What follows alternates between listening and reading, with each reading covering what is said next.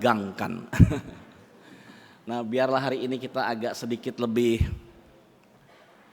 menghilangkan kesan kalau datang ke gereja itu tempat yang teduh. Karena saking teduhnya maka kita semua mengantuk. Jadi firman Tuhan didengar tapi dengan kondisi mengangguk-ngangguk, bukan karena setuju, tapi mengangguk-ngangguk karena mengantuk. Nah, biarlah firman Tuhan ini tidak membuat kita mengantuk. Amin. Saya mau ice breaking supaya kita nggak mengantuk. Karena dalam dunia psikologi itu diajarkan, mengajar yang baik itu harus membuat suasana yang menyenangkan. Amin.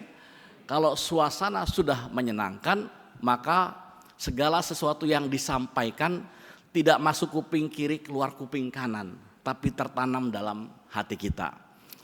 Jadi saya mau kasih ice breakingnya begini. Kalau saya bilang selamat sore, Bapak Ibu tepuk tangan 1 kali. Selamat pagi, selamat siang 2 kali, selamat sore 3 kali. Tapi kalau saya bilang selamat malam, jangan tepuk tangan. Ya, apakah kita fokus? Kita mau tes dulu ya dengan ice breaking. Supaya nanti tangan kita taruh di atas supaya HP kita dilepas. Karena biasanya di gereja banyak orang suka masih pegang-pegang HP itu. Ya, supaya konsentrasi. Selamat siang. Selamat malam.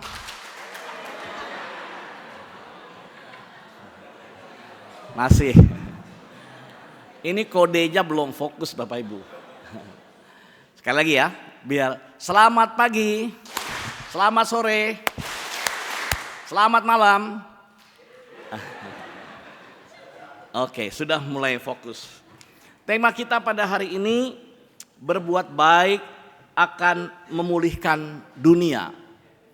Pada waktu Natal ASN, Provinsi DKI Jakarta, itu seorang romo diminta menjadi orang yang menyampaikan khotbah, mewakili Keuskupan Agung.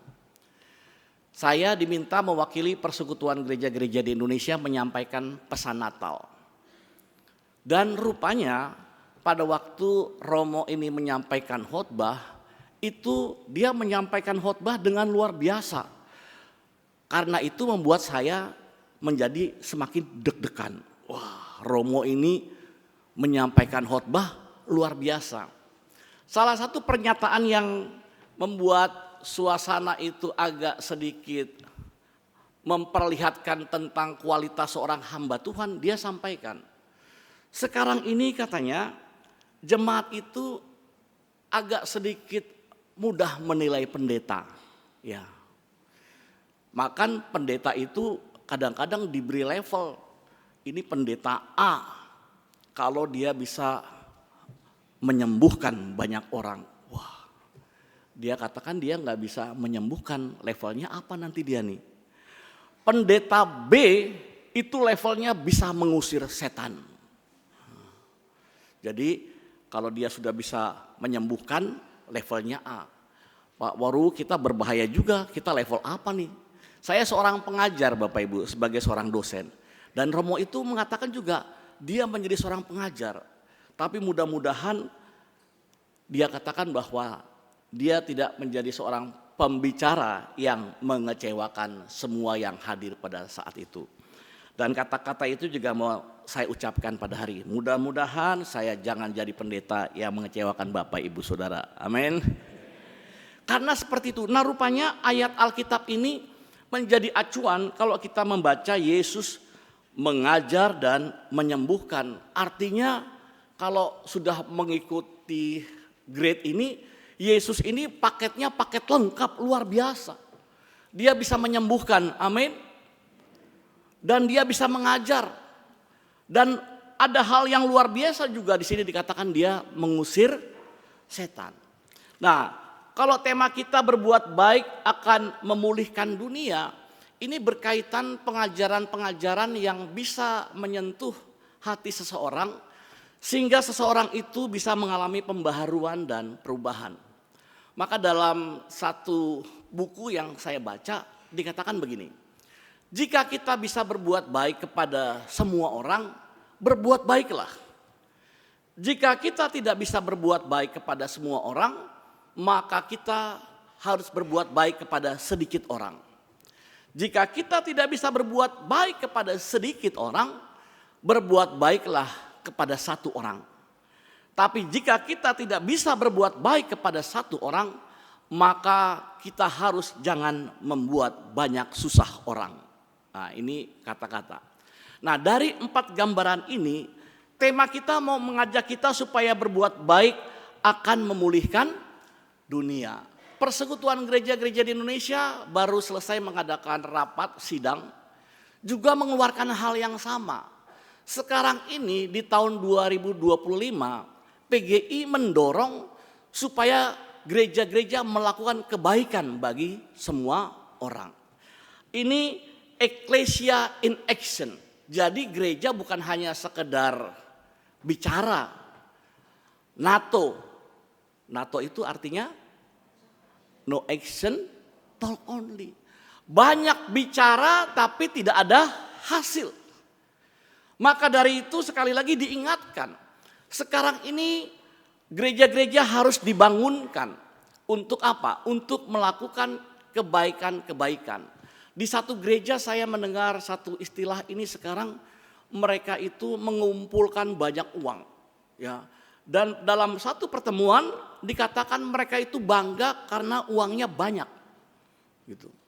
Saya katakan prinsip seperti itu salah. Gitu. Gereja banyak uang itu bagus.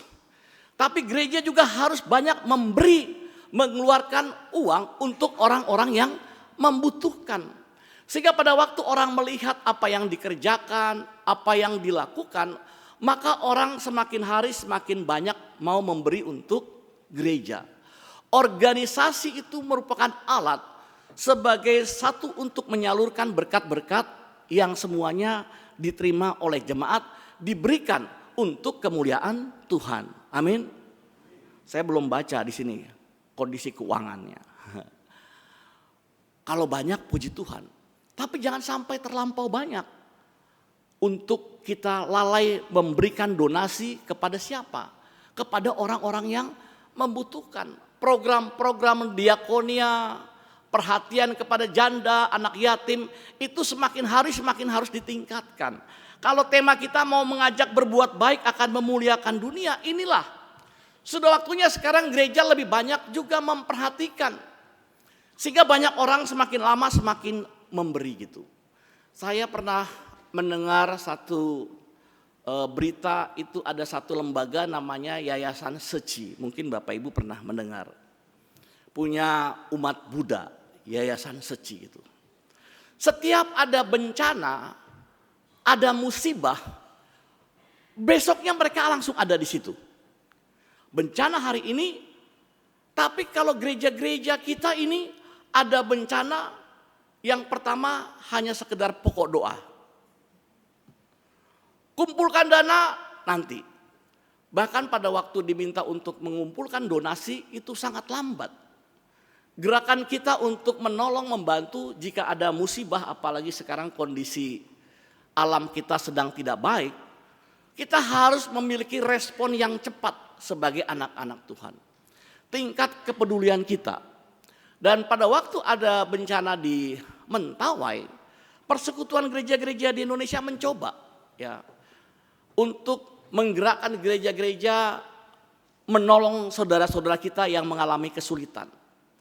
Cara yang pertama ini dilakukan dengan meminta dukungan yang berbentuk uang gitu. Mari siapa yang banyak mengalir. Tapi hal yang kedua yang sangat menyedihkan, pada waktu diminta untuk mengirimkan pakaian atau barang-barang yang layak pakai. Istilahnya layak pakai. Gitu. Sehingga banyak tuh ya yang dikirim ke persekutuan gereja-gereja di Indonesia dengan dengan lem, kardus yang baik gitu. Cukup penuh gitu.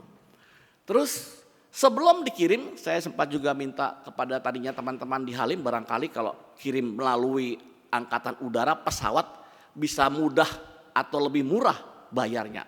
Jangan sampai lebih mahal bayarnya daripada nilai barangnya gitu.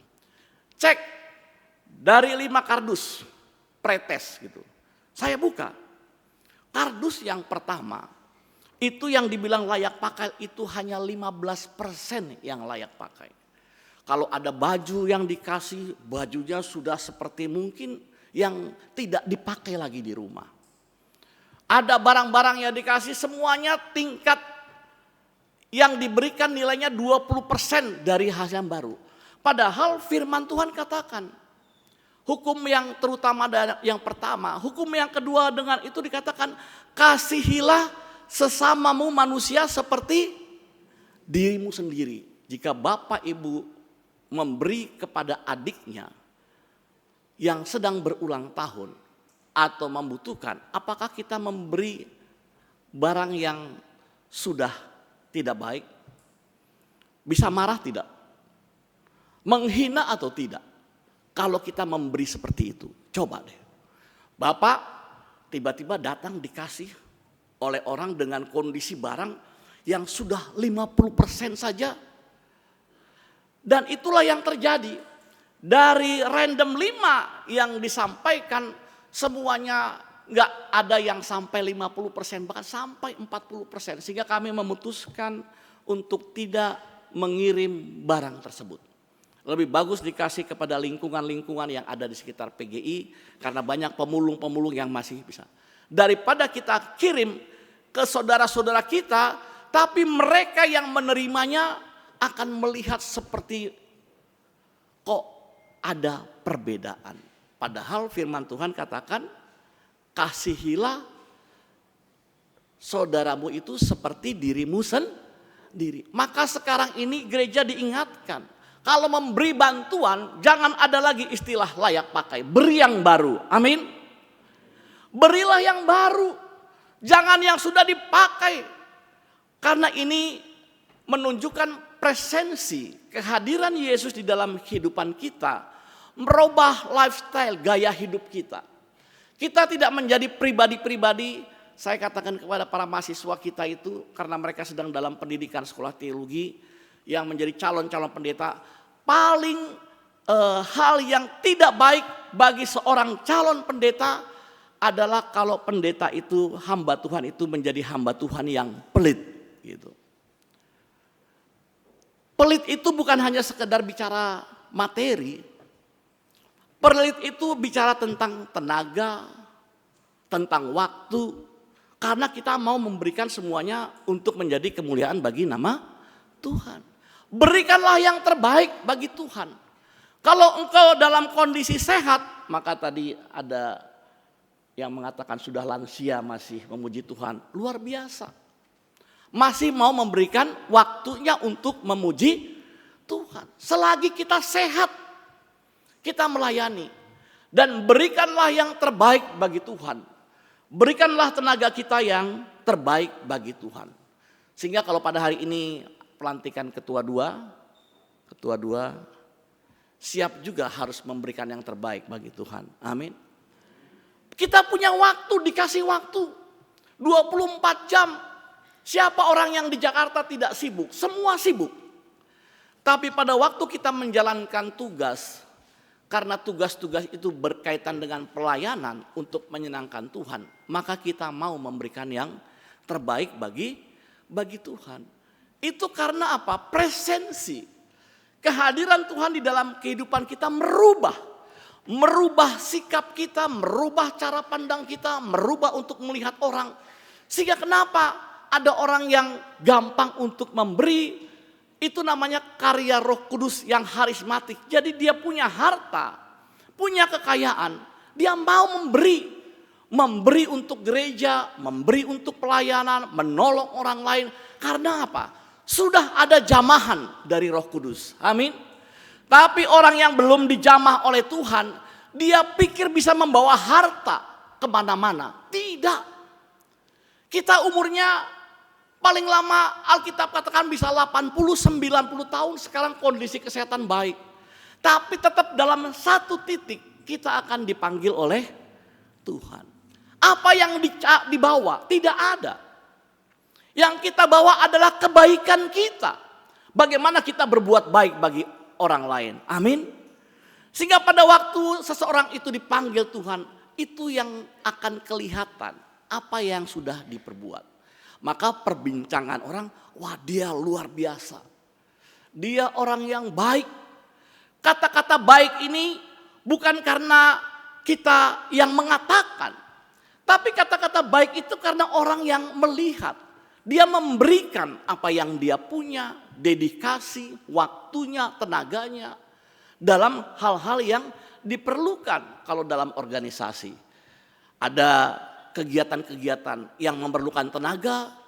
Kalau ada di sini kerja bakti, maka orang itu yang dicari.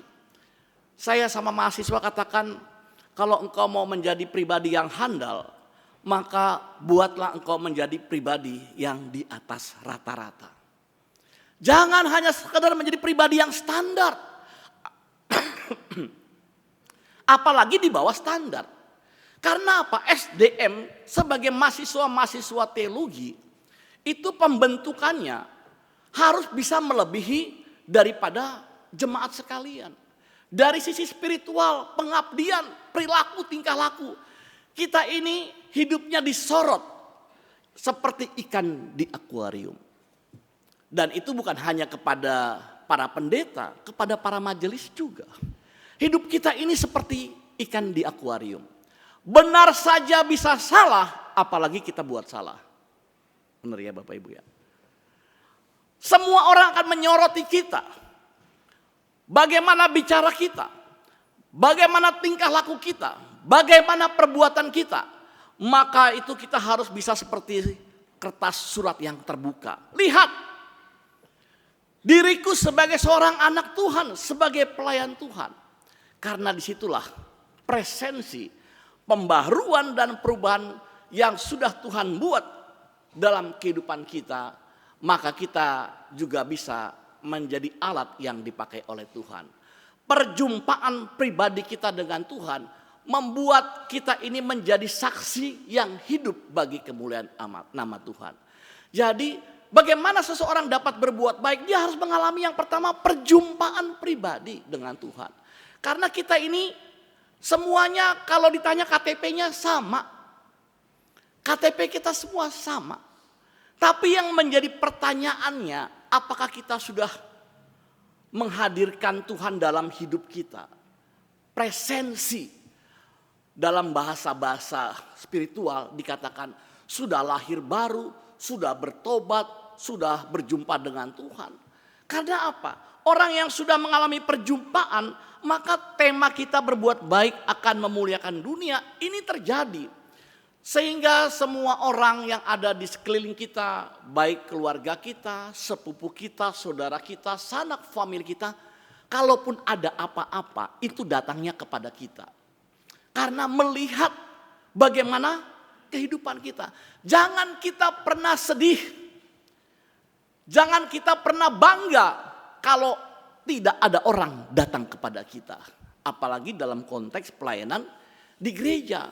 Berbahagialah kita kalau setiap ada kegiatan banyak orang datang untuk meminta support, dukungan kepada kita.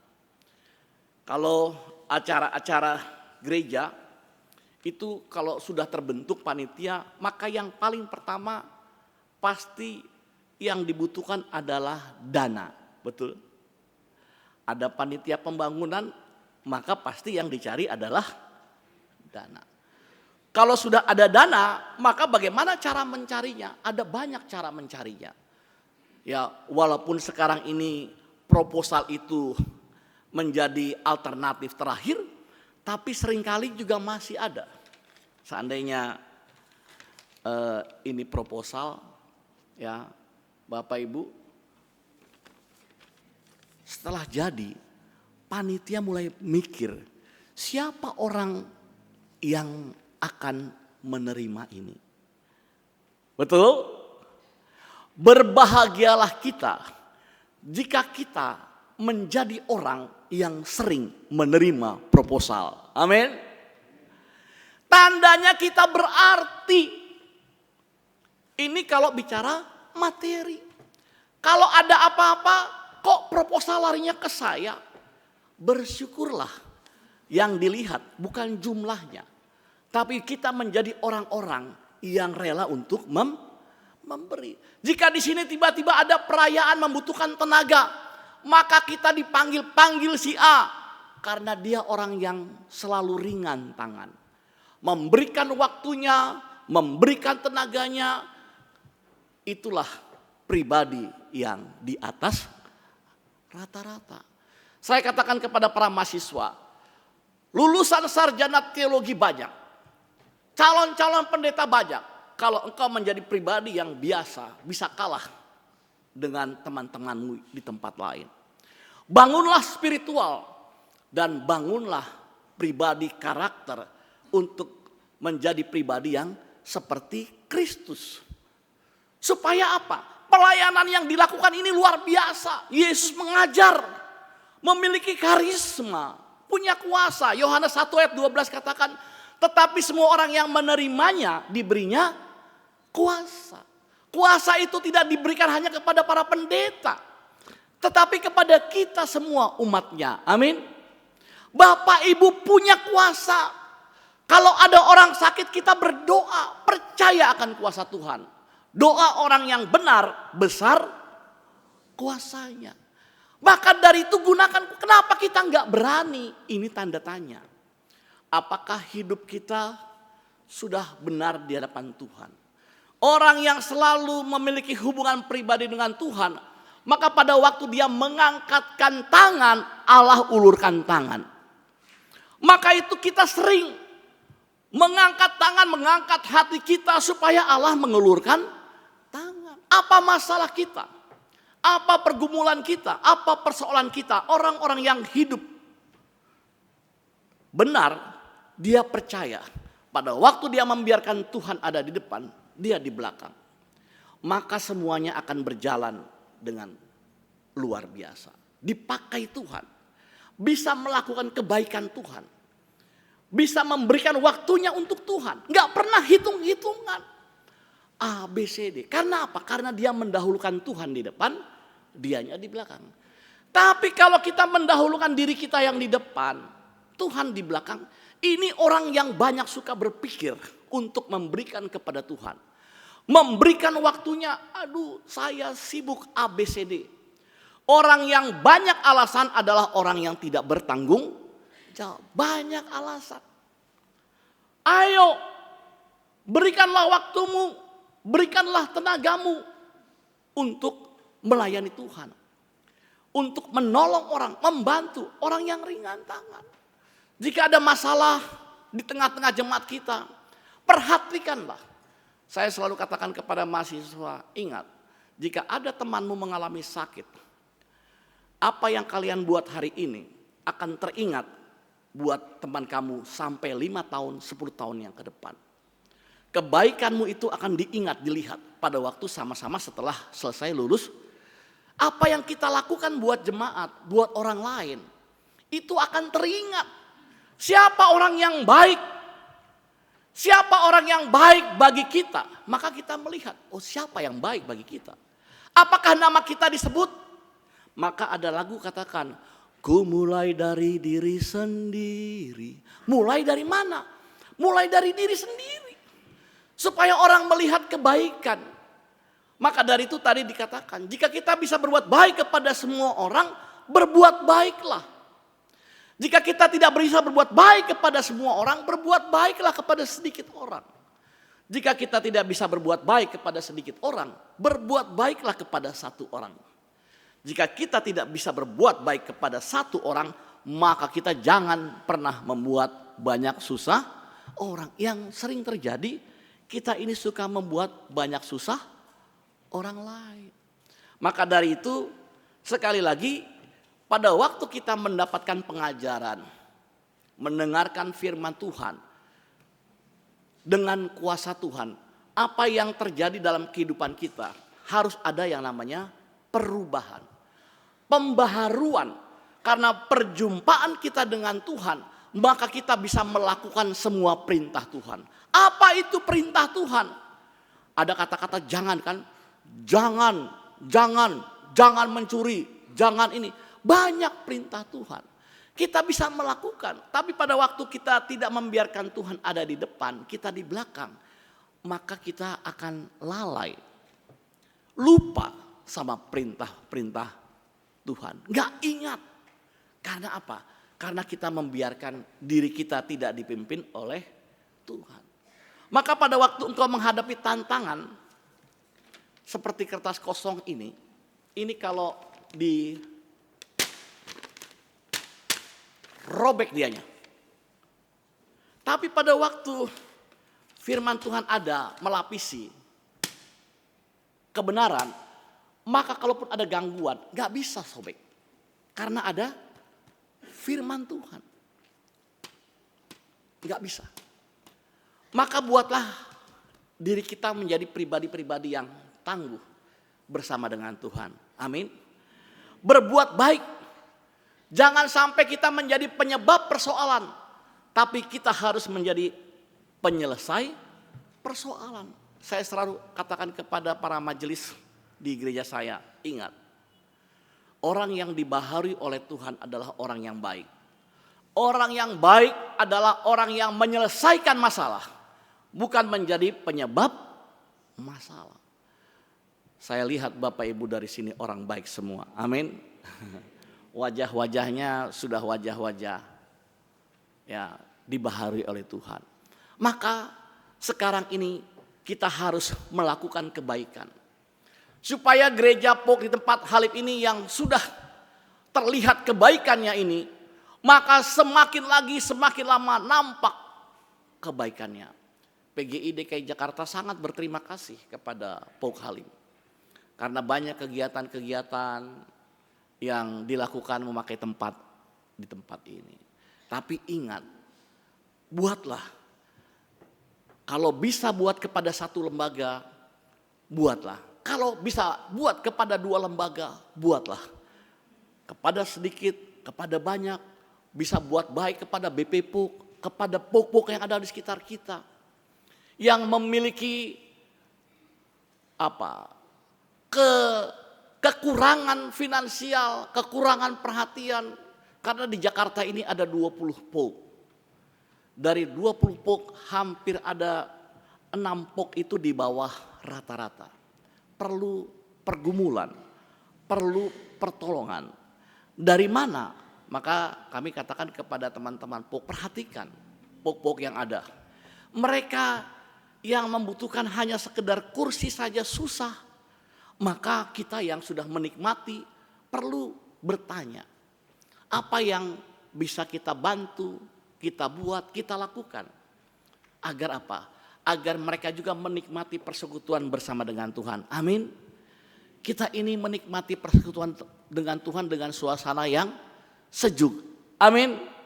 Ada AC sudah lengkap ya.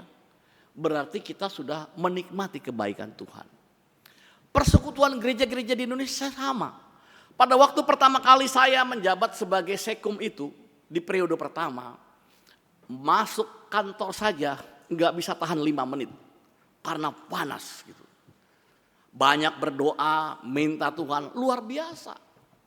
Sekarang ini menjadi tempat yang namanya Pusat Okumene Jakarta. Tempat berjumpa kegiatan-kegiatan okumenis. Supaya apa? Orang banyak menikmati. Kalau orang tanya apa yang sudah PGI lakukan, maka banyak yang sudah persekutuan gereja-gereja di Indonesia lakukan. Bersama dengan Pemda, pemerintah kita bermitra untuk sama-sama memberikan donasi, dukungan. Semua 1379 gereja sekarang ini mendapat bantuan dari pemerintah. Kerjasama. Dengan nilai yang cukup fantasi. Semua. Saya juga rasa termasuk POK Halim di tempat ini. Menerima. Ada namanya BOTI. Bantuan Operasional Tempat Ibadah. Semua ibadah mendapatkan donasi. Jadi kita mencoba berbuat baik kepada semua orang. Supaya apa? Supaya nama Tuhan dimuliakan. Perjumpaan dengan Tuhan. Tuhan memberikan hikmat. Maka berilah yang terbaik bagi Tuhan. Sehingga dunia ini karena kita bertolong-tolongan akan merasakan bagaimana anak-anak Tuhan itu semakin lama semakin diberkati. Amin. Bukan dilihat dari jumlahnya, tapi niat kita. Apakah kita punya kemauan memberi untuk Tuhan, memberi tenaga, memberi waktu untuk kemuliaan Tuhan. Kalau pendeta-pendeta, wah, saya punya anak masih kecil. Saya berangkat, mereka suka masih tidur. Saya pulang, mereka sudah tidur. Tapi puji Tuhan, selalu diberikan kesehatan. Dan pada waktu biasanya pendeta-pendeta bicara seperti ini, maka banyak pesan sponsor datang kepada pendeta. Dan Bapak Ibu tahu, kadang-kadang setelah saya membaca ini, membawa khotbah ini, itu enggak lama kemudian amplop proposal berdatangan. Bersyukurlah. Memberi tidak membuat kita menjadi miskin, amin. Justru akan diberkati. Beri, bukan dari jumlahnya. Oh, kita bisa beri.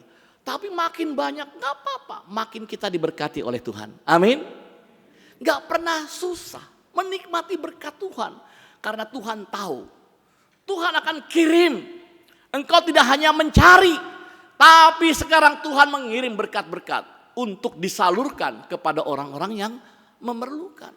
Maukah kita dipakai sebagai alat Tuhan untuk menyalurkan? Jangan menjadi orang yang dalam tanda petik, tadi saya katakan kepada mahasiswa, pelit tenaga, pelit waktu, pelit harta. Supaya kita dipakai sebagai alat Tuhan untuk menyalurkan itu semua. Dan saya percaya pada waktu saya dipanggil Tuhan, maka kebaikan-kebaikan itu akan sampai kepada keturunan-keturunan kita. Amin.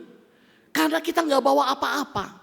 Yang kita bawa apa yang kita kerjakan, apa kita lakukan pada waktu kita hidup di dalam dunia ini. Sehingga kalau tema ini mau mengajak kita kepada berbuat baik akan memulihkan dunia. Mari sama-sama kita lakukan. Khusus kepada ketua dua yang akan dilantik, lakukanlah hal-hal yang baik untuk kemuliaan nama Tuhan. Jika bisa memberikan waktu lebih baik, berikanlah waktu. Jika kita bisa memberikan tenaga, berikanlah tenaga kita.